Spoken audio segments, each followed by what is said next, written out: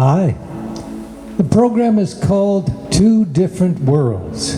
What do we mean by that? Well, my name is Al Fisher, and I'm coming from a background of education. Carl is the uneducated man. Formal education, that is. I'm the one with the muscles. No, I'm just kidding. He has the muscles. He's the physical guy with a background in martial arts and karate and all of that. I went to law school, and it was dedicated to the neck up. They didn't see you as a person. It was just a head or a mind. So I'm from a background of law, judging, that sort of thing. I'd like to bring in my partner and co-host. I did it again. Here comes Carl Stedmond, ladies and gentlemen. Hello. Hey, Alan, how are you doing? Wonderful, thank you. Yeah, when he says partner, he means co-host, not partner. Okay. It's all good. Clarify it. Well, today I thought we would talk about thinking. Oh, no. Yes. I don't like to think too much. Well, I want to talk about that because people think that you can only think if you have an education, formal education. That's where you're taught how to think. Or if you say to someone, which we're going to do, stop thinking, oh my goodness, that's their identity. That's their way of dealing with the outer world. How can I stop that? Well, I'd like to talk about that a little bit today. How to stop thinking.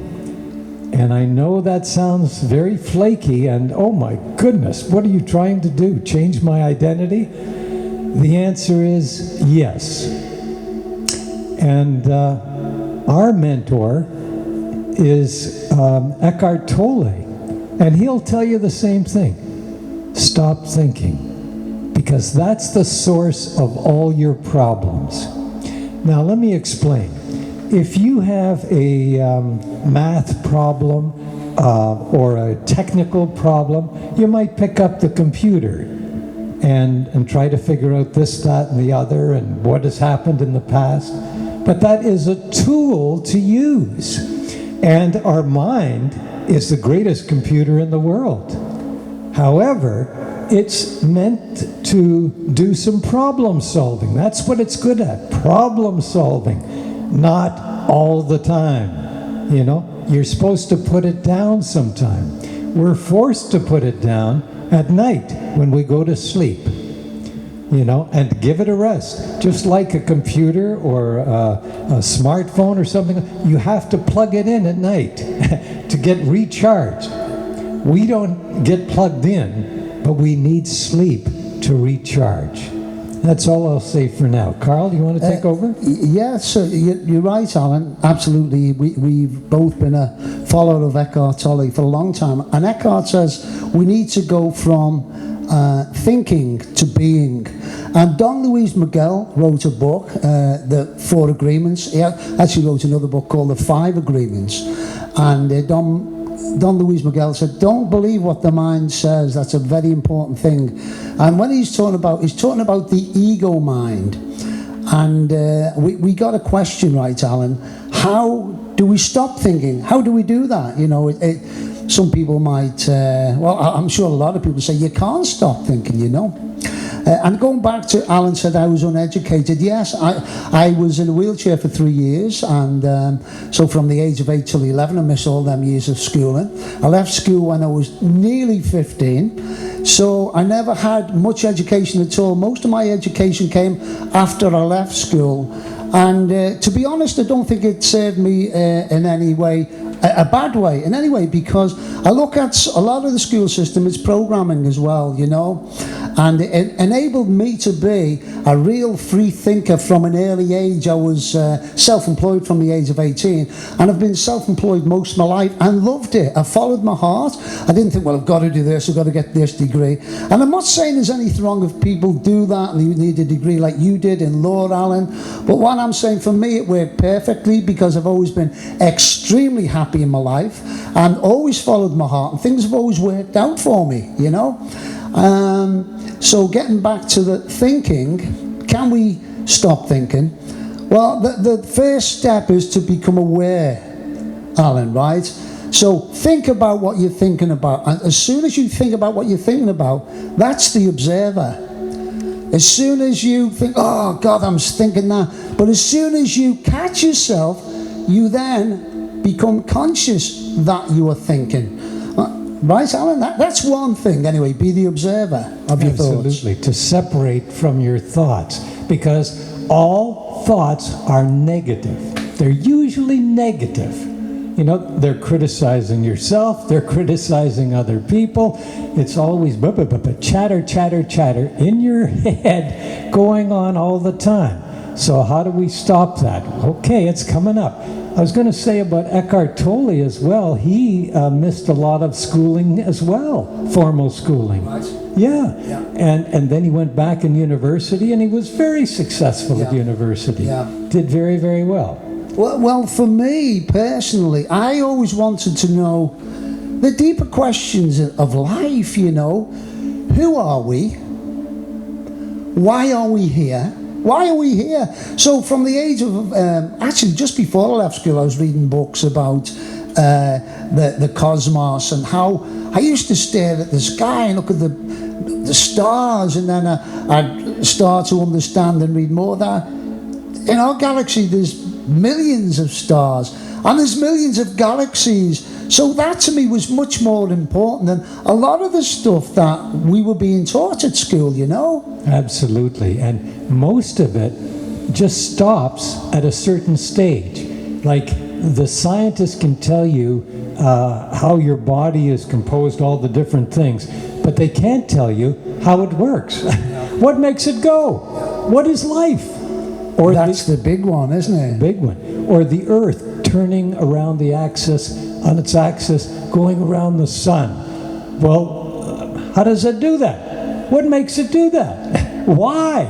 So I think that's what Carl was getting at, asking why? Why? Not just accepting other people's words for it, but think for yourself as to why all these things are going on. And then when you realize that there is a master intelligence, a superior intelligence, a wonderful intelligence that's operating everything, including ourselves, then maybe you'd be willing to let go to that. So we're going to talk about how to stop thinking. Yeah, and then later on I discovered it with some of the great, there's some amazing people on the planet now doing amazing things. You don't see them on your local TV. They're not even on the news. Some of the experiments that they've done with the mind and the body and the connection between the mind and the body and how thoughts create health or disease, you know. And that's just like simplifying. It goes a lot deeper than that when you listen to Joe Dispenza and Bruce Lipton, these incredible leading edge thinkers that are doing magnificent things on stage with people being wired up and thoughts, and they're showing them on big screen what them thoughts are doing to your body. So an awful lot of people seem to be too busy to see these things, you know, and a lot of people get into, you know, they work hard, and I understand that, and then you come home and they watch TV or Netflix, but there are amazing things happening now. Humanity is starting to truly understand what some of the mystics have been saying for thousands of years. And again, I've spoke about a lot. We're in a matrix of energy. But getting back to the mind and thoughts, Alan. Okay. So the usual pattern, as Carl was alluding to, was we go through childhood, teenage years, maybe graduate, get a job. That's most of what school is for. Get a job, and then we work, get married, get a mortgage and a car, and save up for your retirement, and then you die. And you save up for your funeral too now, right? You have to see. That's another business. Okay. But there is another way of thinking that's almost not thinking. When you ask some of these why questions, you come into a different dimension. And that dimension is the present moment, is stillness,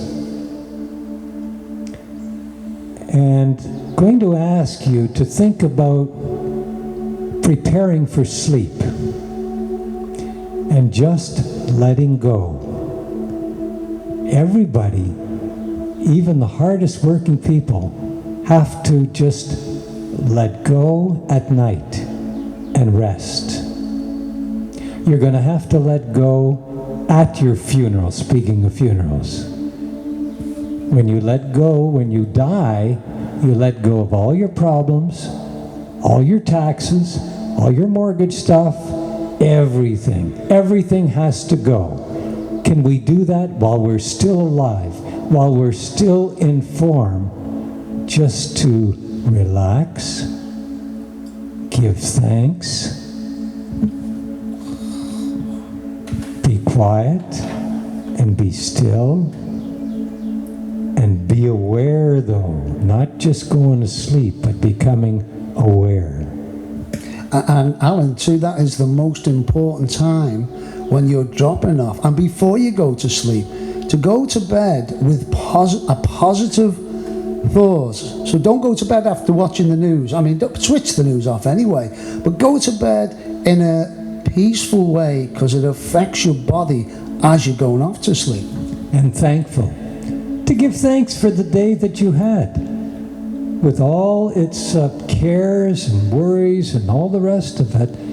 Is there something magical that happened today? Is there something wonderful happening today? You were alive. You were present. Isn't that something to be thankful for? To have a body, to breathe, to love. That's the greatest thing in the world.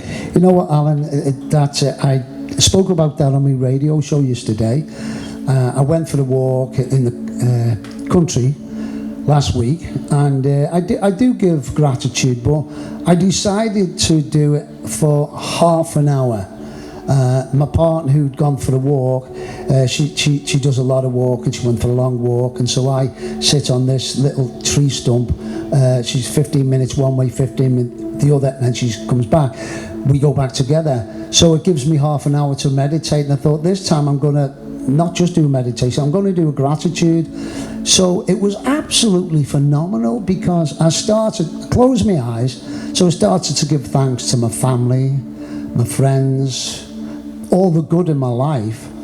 And I just went from one thing to the other for half an hour. So I literally went, okay, even while I'm sitting on this tree stump, give thanks to the trees, and then to the ground that we walk on, and then to nature, to animals in nature.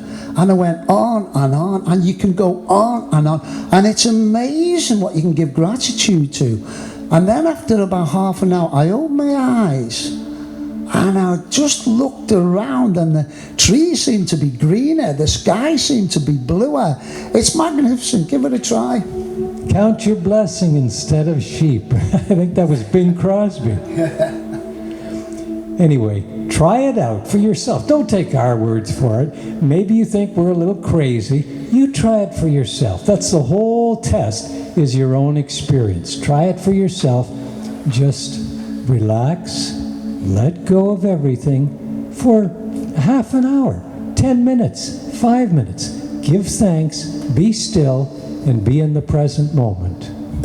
And another thing too, I'd like to say, because sometimes we might get really serious about these things, but it's not really something to be serious. It is, and it's not. It's about being joyful, because I consider myself a really grounded lad from Liverpool. I love me football, soccer, but the difference now, since I would say I've had my shift in consciousness, if Liverpool, who are the best team in the world, are losing a game, I'm not, my God, I'm not in it. I'm an observer of it. I still sit around with my family, why did he do that? Why didn't he do this? And you see the insanity of that, instead of sitting back, being the observer. That's what I'm talking about, the observer. So now I can watch Liverpool get beat, and still I'm happy. Some people don't understand. How could you still be happy? Liverpool got beat. It's ruined my week. But that's just a simple thing. You know, so I'm a grounded lad. I'll have a beer now and again. Yes, a beer now and again. Not a lot, because alcohol is not great for the body. But I'm still grounded, and it's all about being aware, and living a life of joy and peace and happiness and fun, love, compassion. It's the way we're supposed to be. In the world, but not of it. Remove yourself from it occasionally. Remove yourself from the story, the continuity of the story of your life, and just observe, become aware, and enjoy. Enjoy. And with Thank that, you. I'm going to go. Have a great week. Okay, there he goes to play soccer. Football. We call it football. Okay. The Euros are on this week. Okay, thank you very much.